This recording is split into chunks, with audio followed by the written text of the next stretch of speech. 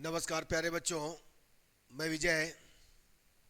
बच्चों, मैं फिजिक्स का क्लास तो नहीं ले पा रहा हूँ इस साल, है ना। आने वाले समय में शुरुआत करेंगे क्योंकि हमारे पास टाइम नहीं है। लेकिन हम आपको इम्पोर्टेंट क्वेश्चन दे रहे हैं। इस क्वेश्चन को बिल्कुल करके जाइएगा। आपके एग्जाम में बिल्कुल 100% इसी में से आना है प्यारे बच्चों, याद रखिएगा। बिल्कुल छोड़ना नहीं है एक भी क्वेश्चन। मैं हर यूनिट में 10-10 क्वेश्चन दूंगा, है ना। बिल्कुल इसी के अंदर आपको क्या करना है, सॉल्व करना है, ठीक है। तो चलिए देखिए क्या है क्वेश्चन। आज मैं बीएससी फर्स्ट ईयर का दे रहा हूं, फिर सेकंड ईयर का, फाइनल ईयर का, सबका दूंगा। देखिएगा बच्चों, ये देखिए पेपर फर्स्ट फिजिक्स, है ना, फिजिक्स पेपर फर्स्ट यूनिट 1 में सबसे पहला क्वेश्चन आपको करना है। देखिएगा, जड़त्वीय तथा अजड़त्वीय निर्देश फ्रेमों की व्याख्या कीजिए और जड़त्वीय निर्देश फ्रेम के संदर्भ में छद्म बल का अर्थ स्पष्ट करना है। छद्म बल। इसी प्रकार दूसरा हमारे पास है, केंद्रीय बल के अंतर्गत गति से आप क्या समझते हैं।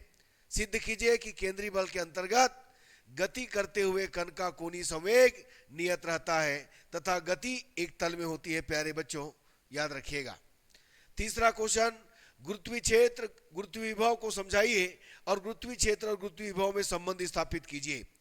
चौथा है, ग्रहों के गति संबंधी केपलर के नियम की व्याख्या करना है और इसी की सहायता से गुरुत्वाकर्षण के नियम को निगमित करना है। तो आपका ये भी क्वेश्चन बहुत ही इंपॉर्टेंट है प्यारे बच्चों, याद रखिएगा। ये भी क्वेश्चन बहुत ही इंपॉर्टेंट है बच्चों, ये बहुत इंपॉर्टेंट है, याद रखिएगा, ठीक है ना। इसके बाद देखो नेक्स्ट है, सिद्ध कीजिए a physical minus grade you, capital you. Next हमारा मोस्ट जो इंपॉर्टेंट है ये है, बेलनाकार निर्देशांक प्रणाली में, बेलनाकार निर्देशांक प्रणाली में किसी गतिमान कण के वेग एवं त्वरण के लिए व्यंजक ज्ञात कीजिए। नेक्स्ट हमारा है प्यारे बच्चों, है ना, ये जो इंपॉर्टेंट लग रहा है उसको सबसे पहले कीजिएगा। गोलीय निर्देशांक पद्धति में किसी गतिशील कण के वेग एवं त्वरण के लिए व्यंजक ज्ञात कीजिए। ये दोनों क्वेश्चन जो अभी बताया गया ये अधिकतर पूछे जाते हैं प्यारे बच्चों, याद रखिएगा।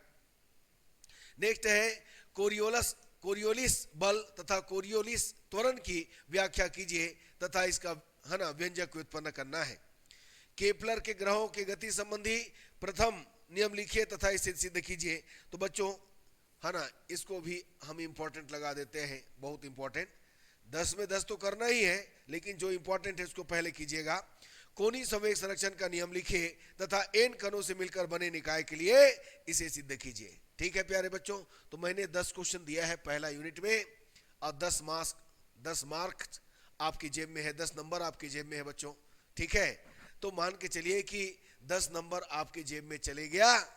अब बस आपको संभाल के रखना है एग्जाम तक, ठीक है ना। तो इसके लिए प्रैक्टिस करना पड़ेगा प्यारे बच्चों। आने वाले समय में हम जब बीएससी फर्स्ट सेकंड ईयर में चले जाएंगे तो आपको फिजिक्स क्लास में भी मिलेगा, ठीक है। तो आज का क्लास यहीं तक रखेंगे प्यारे बच्चों।